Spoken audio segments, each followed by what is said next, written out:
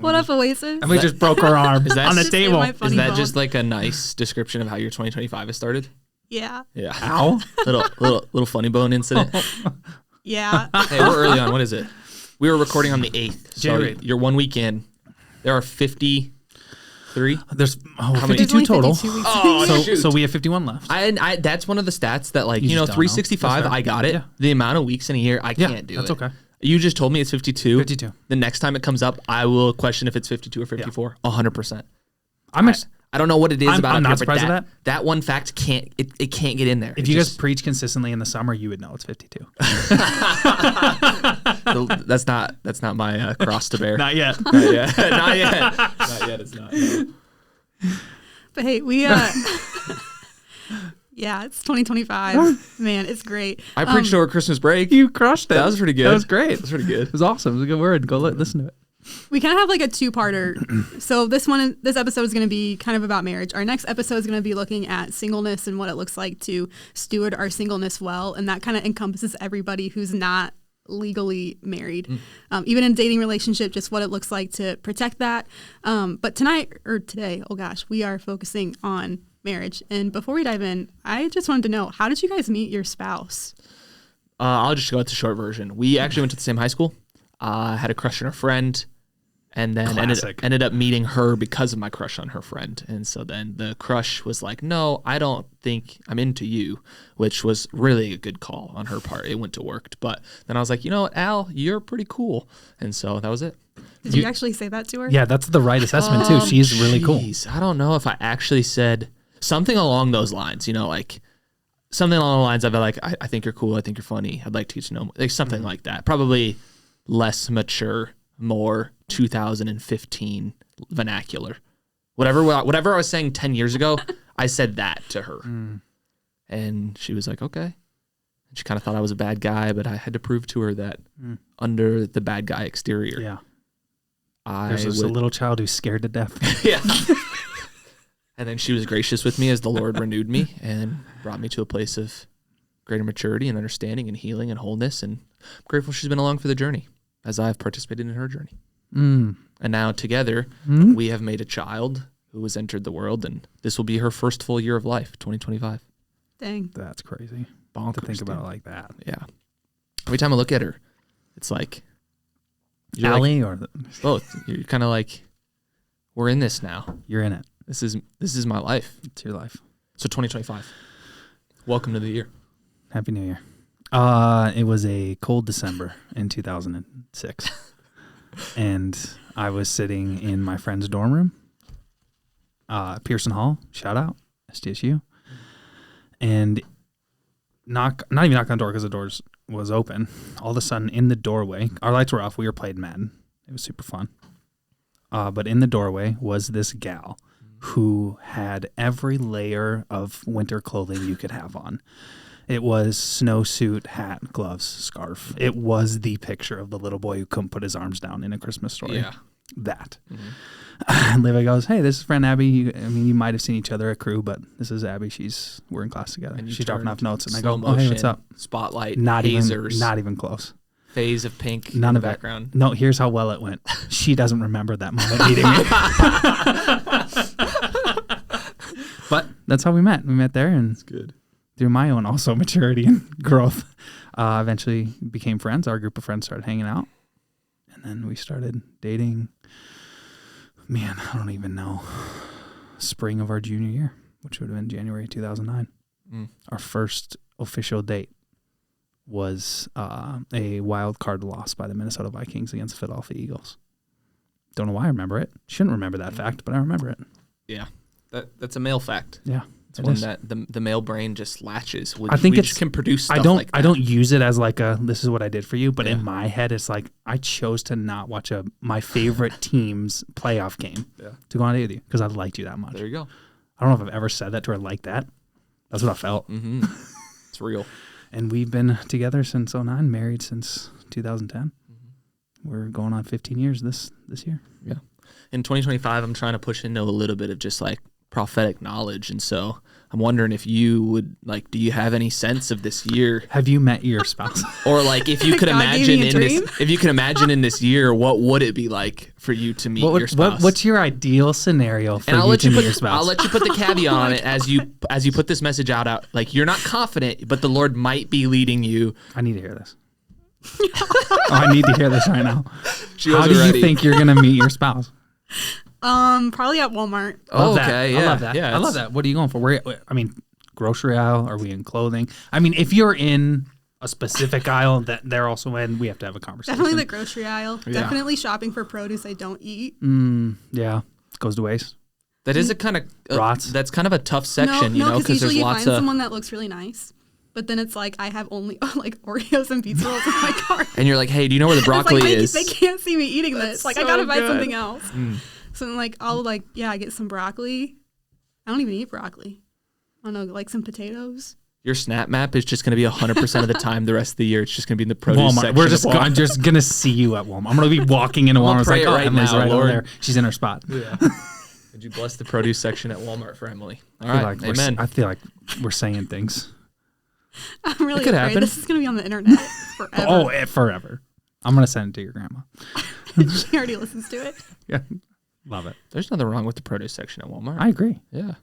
I think a grocery store is a great spot to meet someone. Good as place as any. Dude, I agree. All right. See if they buy organic. Whoa. Yeah. It's true. But yeah, we're talking about marriage today, and In case you didn't know. I think a lot of times in the church we hear this stat that like 50% of marriages end in divorce. And that's kind of a stat that's somewhat accurate, not completely accurate. Mm-hmm. It's kind of a survey of the entire American population. But when we look at Christian marriages specifically, we're around 33% of marriages that actually end in divorce. And over the years, we've actually had a decline in divorce, which has been really, really great. But part of that has also been attributed to the fact that less people are getting married. People are getting married later in life because they are climbing the corporate ladder. There are places of fulfillment from like porn and hookup culture to where they don't feel like they need to be in a long-term relationship. But we're also seeing that more people are not getting divorced, but they're remaining in marriages that are not reconciled. So this is like two adults that are legally married but live separated, and they don't like converse anymore but are still not divorced. Mm-hmm.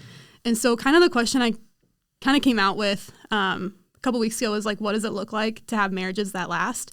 And really that question came from my grandpa passed away over break, and he was married for 61 years. Mm-hmm.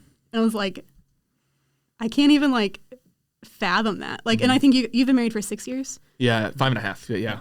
And like 15, and like that's still like a lot of time. But man, like, what does it look like to create marriages and to invest in marriages that are going to last like lifetimes? Mm-hmm. Oh, it's so good. That's so good. And one of the things, so culturally, marriage has a lot of things that struggle around it. You know, like we're going to talk later about how culture can view marriage in some negative ways. But one of the things I do still think is kind of fascinating about culture is they still celebrate long marriages. Yes, a ton. They no do. matter where you're at. Yeah, so I was listening to a comedian who stood up and he said, hey, my wife and I have been married for, I think it was 17 years. Mm-hmm. And everybody clapped. Yeah. They clapped. And it's like, there's still something about longevity within the marriage. And I think some of it is because culture knows how hard it is, where they say, yeah, that I applaud that you've done that. Yeah. So the question you're asking, not just for the Christian, but like at a larger scale, like people want the answer to this. How do we get that which we long for? Yeah, that's good. And a lot of how this episode is going to go is that as I dug into this question, a lot of people have a lot of opinions, and a lot of them are like things you should do as a couple. But I think a lot of it comes to like what you actually believe as a couple and what you believe about your marriage, and if you're living into what God has designed versus if you're like trying to just add a bunch of things to the to-do list. And I think today we're going to talk a lot more about the philosophy and how God designed marriage, and out of that, that's when you like and your spouse or even you just individually need to say, what does this look like in my life right now and in my relationships? Yeah, that's so good. I think, you mentioned that before, right? It's if you have a healthy understanding of the why behind the outcome is going to happen, then there's going to be, because marriage is not, there's not like a plug and play. No. Mm-hmm. It's not here's how to do this well. There are a lot of ways to do a healthy marriage if you have a great understanding of what it is. Yeah, that's good. Well, and there's a lot of advice out there that's really good advice. But like we've said, it's not cookie cutter. Yeah. It's not going to be the exact same thing for every person. But what you believe about marriage based on what we understand the scriptures teach about marriage, based on who God's created us to be within marriage, like that can create us a framework that's replicatable across not just people, but time and context. And so, yeah, it's great. Yeah. And so when we kind of just look at why God created marriage, a lot of this, some of the content I brought in was from Loveology by John Mark Comer. But one of the things he said is that marriage is a covenant that is a testimony of God's love and faithfulness, not just to us, but also to the entire world. Mm-hmm. And so when we break that down, there's about 4 different areas that we see that in. And the first one is friendship. Like it's this partnership in which you are known by your spouse, but that you also know your spouse. Like what does that practically look like for you guys? Oh, man. I mean, friendship is the base of like interaction and kindness and connection is the base of all relationship, and marriage is just that to a heightened sense. And that's probably what we're going to talk about in a lot of this. It's like there's aspects of this that you see within just platonic relationships, and yet in marriage there's this more intensified, more There's a full disclosure that can happen on a deeper sense, not a better sense. Mm-hmm. There's a very different word in the context of a marital relationship, which is why, I mean, Genesis 2:25, Adam and his wife were both naked and they felt no shame. Totally. There's a full barrenness. Everything is open. Mm-hmm. You see the strengths and weaknesses of all my things, of everything that I am. And because there's a sense of trust and deep trust, I don't have to feel shame, which is why he created, one of the aspects of why he created marriage. But you can be fully disclosed, fully yourself, and be unafraid and unashamed in that relationship. And even when it comes to that, I think some people hear that and they get kind of, I don't know, gun shy of marriage because I don't want to be fully known. Yet there's such a beauty in being fully known. And that's what needs to be rediscovered in marriage, is when you get to let someone know you in a way where you don't have to hold anything back. You don't have to keep secrets. Yeah. Like there's so much of the brokenness of us that wants to hide in the darkness from that. But First John will tell us if you bring that into the light, like the Lord heals a lot of that within marriage too. And he heals a lot of that within trusting, loving relationship. And so even right off the bat, this idea of friendship, yes, it can be heavy because we have things that are going to need to be processed as we are in that. Yet it can be so beautiful because those things are processed in the safety of marriage or trusting relationship. Yeah. And it's a reflection too of like God's friendship with us. Yeah. And so like we as like with your spouse, like you extend the same care and compassion and like the ability to step into vulnerability that like God gives you in return. Mm-hmm. And so like you don't have to be afraid because marriage is a reflection of who God's character is. Like you don't have to be afraid to be vulnerable with your spouse.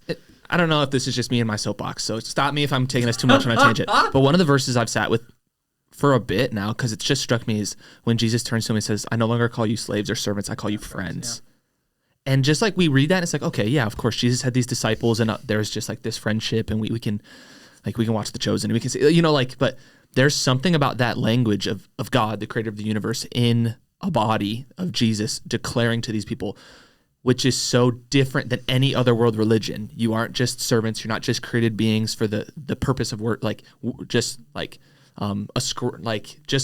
service, I think is the best word to say it, or servanthood is like, it's so much more beautiful and deep than that. Like God calls us friends, and the fact that we get to take that posture into marriage to be friends, not just to be servants, not just to be slaves, but to care and to be in that. I don't know. That just to me has been a verse that's so beautiful, and how God invites us into that. And when we look at a main scripture regarding marriage and why it's defined, or how it's defined, you look at Genesis 1, and there's a reality where everything is good except for one thing. He doesn't want Adam to be alone. Yeah. And so there's a relational context that God desires all people to have. And so it's not a necessity to have to get married. It's just marriage brings alongside that relational context in which this reality of living in this life brings it with it, God creating other people to come alongside you so you don't have to be alone, which is beautiful. Yeah. I think our second thing here is that, and we get all this information too from like the Genesis 2 account, but that one of the values of marriage is that like you have a work, like you work, like you have a purpose and an identity. And part of that is that God has planted his image within us, and that we are now image bearers to the entire world. We steward what he's given us. And when I think about marriage, like I think this is actually what I look forward to a lot, where it's like I get to work with someone else and like doing what God has designed for us to do. And I just think that's really fun. That's of so like good. My work also becomes a burden that they get to share in.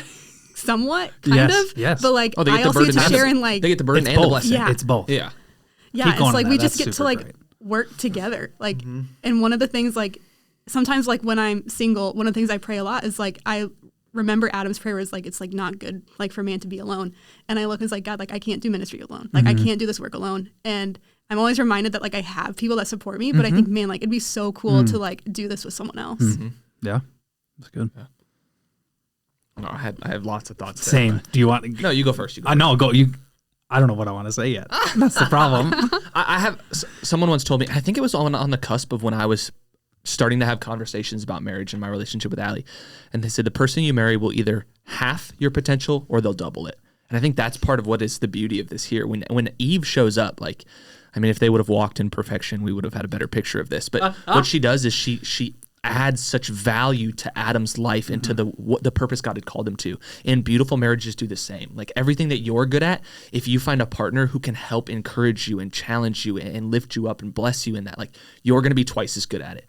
And then at the flip side, you see marriages where that's not the case. Yep. And everything you're good at, you can now do at half capacity. And everything that you loved and cared about and was gifted in and passionate, like your potential and your output and everything that God has called you into, it can be deteriorated by this too. And so purpose and identity and work and stewardship of what God has given you is it's directly tied to who you have in your life. Yeah, marriage is a huge relationship. Yeah, absolutely agree. The idea of we wrote the phrase person that comes alongside and helping me, but also like we help each other and participating in the kingdom of God in whatever way that looks like, solely for my own development and holiness, but also in helping other people recognize that the kingdom of God is at hand. I think we should go to the Genesis 2:18 and talk about helper. Sure, go ahead. I think just that idea of like, you look at someone where God looked at Adam and said, it's not good for you to be alone, so I'm going to create it. I'm going to make a suitable helper for you. And we hear the word helper, and there's a lot of negative connotation because we assume subordinate and we assume sidekick. And when you look at the Hebrew word for helper and for suitable helper, it's ezer, which literally describes God multiple times in the Old Testament. There's a verse, it's Psalm, I got it right here, Psalm 115:9. O Israel, trust in the Lord, for he is their helper and shield. That is the same word that's used to describe God there, used to describe the one in who God is going to create to give Adam.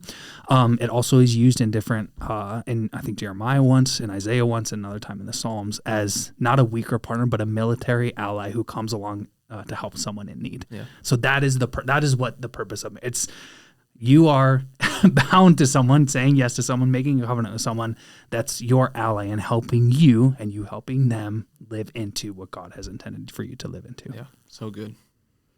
I think the third one we have here is sexuality, marriage. What? Emily was going to do such a good job. She was going to do so good. That's on me. I'll leave. If I need to leave, I'll leave. The purity culture in me. I don't know if I can do this again. You absolutely can. I believe in you so much. All right, cut. Emily, go again. Edit. We'll cut this out. I'll cut. I'll leave. You can go and then I'll come back in. That's on me. No, you're good. Third, marriage is like, sexuality and sex is good. And marriage was the space where it was designed for it to be practiced with love, delight, and even in safety. Like when we talk about shame, like sex didn't have shame with it in the garden. Like when it was practiced in God's design, it doesn't have shame with it. Yep. And we see like the garden does change some of that, but like before sin enters the world, like sex is there and sex is good, and God gives you a design to actually practice it. And it becomes like the glue and like this powerful bonding agent of what holds like your marriage together. And yeah, I mean, that's just preaching the text, right? Like, I think some of this conversation, you can come back to 1 Corinthians 7, and Paul's talking about singleness, and he says, I wish that you were single as I would, so that you can fully devote yourself to the ministry. Yep. And so Paul is telling you, like, when we're having this conversation of marriage, Ben has said it, I'll say it, I'm sure at some point you'll say it, like, marriage is not this idol to be coveted. Yep. It is this relationship which God intends to bless some, but not all people with, right? Some people will live their whole life single, like Paul, Jesus, who walked in this singleness. But even in that passage, I think how he talks about sexuality and like sex within marriage is so beautiful. He says sometimes you should abstain. Yep. And when you abstain for the purpose of fasting, and then you come back together. Yeah. And the sustaining is a mutual decision that you made because you're in it together. Yes, dude. And I just think that's it's probably a nuanced teaching on sexuality within you can jump into Corinthians and there's so much in there because they were just doing it really, really bad. But when you come into that like chapter 7 section, and he just talks about, okay, When do we abstain to it, and what does it look like to come back together? Like, there's just really beautiful language of everything you just talked about there. Yep. And it's not just like a physical act, but it's like emotional, mental, spiritual. Like there's a wholeness to it where I think a lot of times we say sex is just physical. And so we feel like we have the ability to practice it outside of the marriage covenant, but it involves all of who we are. And when we think about like that friendship aspect of being known and fully known, like that is actually what sex like can help you do. And I think people say that. I would be hard pressed to find anybody who actually believes and walks in that. Like if you push anybody on that belief that sex is just physical, you will quickly find that they don't actually believe that's true. If you get there, if you can get them if there, you can get them there, yes. you have to get someone to not be ignorant. You have to get someone to be honest and humble enough to be able to walk out a discourse around this. But culture identifies, like secular culture identifies this idea of soul ties in the form of connecting two people through sex. Their language of that's commonly adopted by large swaths of modern culture today recognizes that sex is not just purely physical. Like the way we treat the criminal justice system and the way we treat sex crimes recognizes that sex is not just purely physical. Yep. Like holistically, societies understand this concept you're talking about, and yet, in a ploy from the enemy, it's this lie of deceit that it is just this purely physical thing, and yet Scripture and our hardwiring, everything teaches contrary. Yeah, that's so good.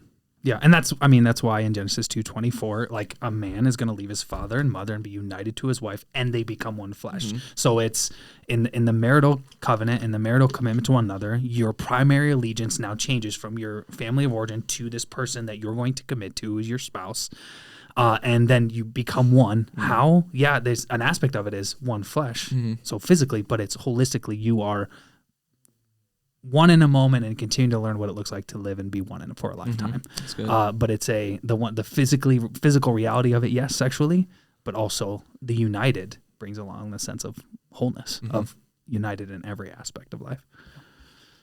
I think our second to last one here is family. And so like, in a sense, God commands his like people in the marriage covenant, like to be fruitful and to multiply in number. And part of that is through sex. But also like we see that doesn't always work out the way, like for married couples, like there are sometimes limitations in that. And so part of what it means to like build the kingdom and to like have, saying build the kingdom. We had a discussion on this and participating with God and what he's doing with his kingdom and like in that gardening work is helping steward our families. And this isn't just like your worth coming from being able to have children. This is like, it's my marriage impacting my friends' marriages and my family's marriages and like their kids and like our friends. Like, are we advancing the kingdom together? Yeah. Yep. Yeah, I think that was pretty straightforward. I'm good with that. Cool.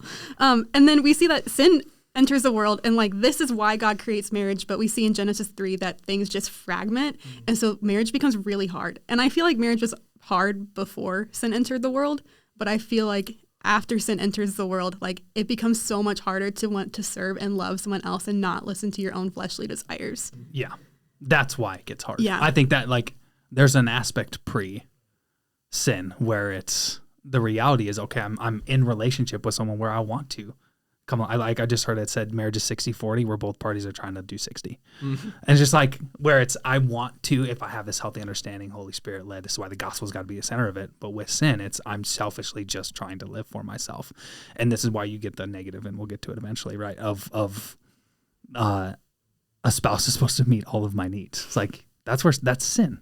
That is a byproduct of sin entering the world, breaking a beautiful thing that God created. And so we see like coming out of that, then like the marriage relationship becomes one in which we're called to become more and more like Jesus. And because it's so heavily focused on being able to serve and love someone else in such proximity, like that there is an ability to become more and more like Jesus into like every single day, every single moment to live out like the love that he's already given us. But maybe let's move into like some of the cultural messages or even just like some of the things we're told that go against what God has spoken about over marriage. Yeah, an easy one to start with is the common language that people will call the one. And so there's one person for you, your soulmate, your perfect pairing that God has created and destined you two to be together in order that you might complete one another. And we've already talked about that. Your wholeness will never be found in another person is found in God. It's found in Jesus. Yep.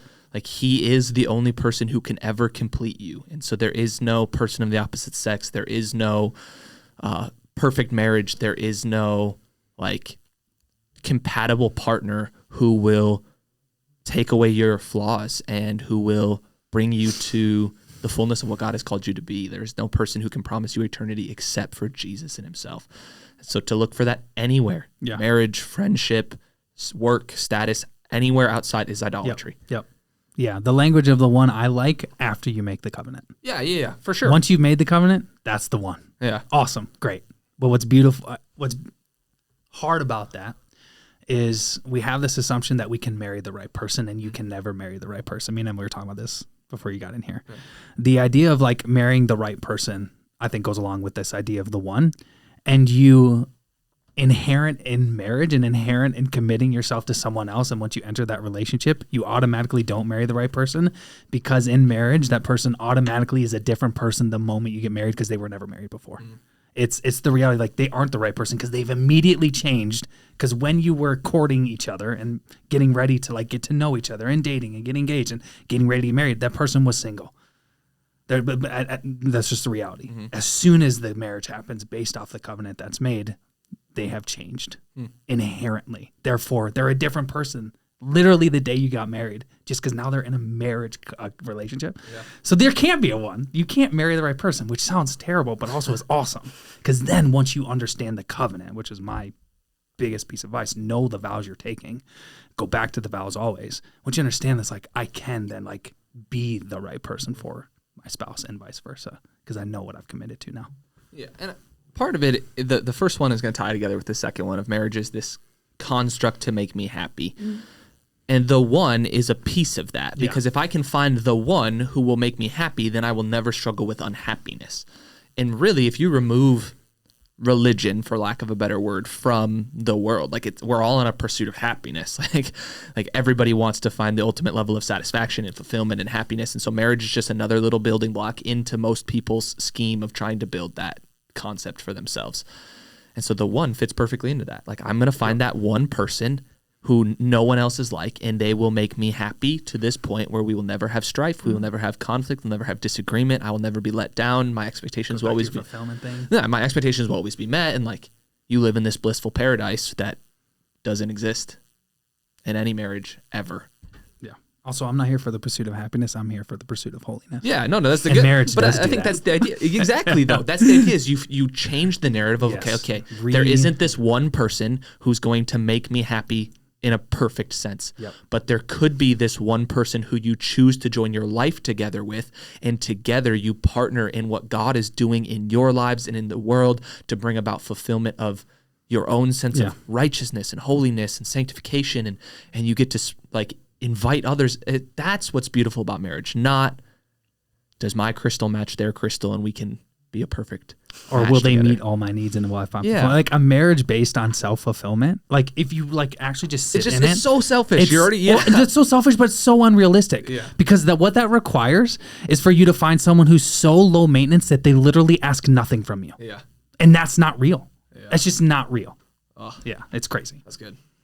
I think we mentioned earlier, so like these first two things that culture can tell us are kind of what we see mainly more in Christian culture. And then you mentioned two more when we were prepping that kind of hit more on like maybe the American culture outside of Christianity. Mm-hmm. Marriage is a form of convenience for a lot of people today where, hey, we've already lived together for a decade. Yep. We've already have our finances conjoined. Tax break? Yeah, we've already, we're about to have kids, right? In order to like have kids, I don't want to have to do duplicate amounts of paperwork. I want us to have the same health insurance. Well, to have that health insurance, I'm going to have to be married so that I can join your plan. And ultimately it comes down to if you've checked so many boxes, you look at each other and you're like, well, we might as well get married.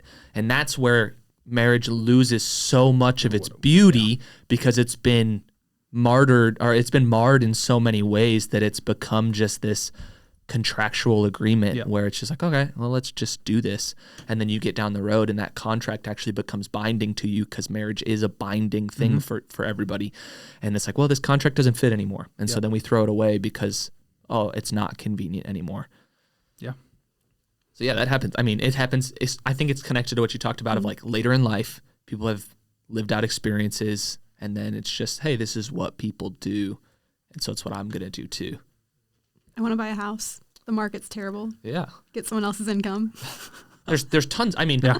there's perks to Convenience. being married, but those perks, Shouldn't be the reason you get married. no, And I love, we do, I know we've done a lot of the Les and Leslie Parrott. What's The Symbis? The Symbis assessment. And I love even how they start. They have the couples walk through what do they believe about marriage, Yes. and they have their different buckets. And some people will straight up. They're just, Yes. hey, this Yep. just makes sense for Yep. us.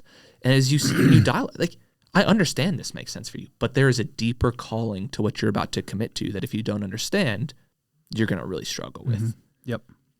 And then the last one that I had kind of thrown out there was this idea of, where did it go?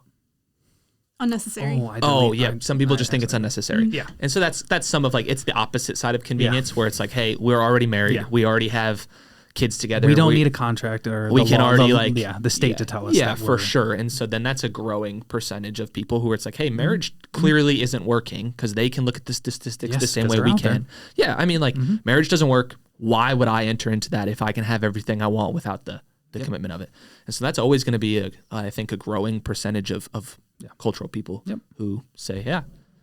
And we would look at them and say, yeah, that's probably right. I get it. I see what you're saying. Well, and like, if you don't believe in a God who created marriage, like Absolutely.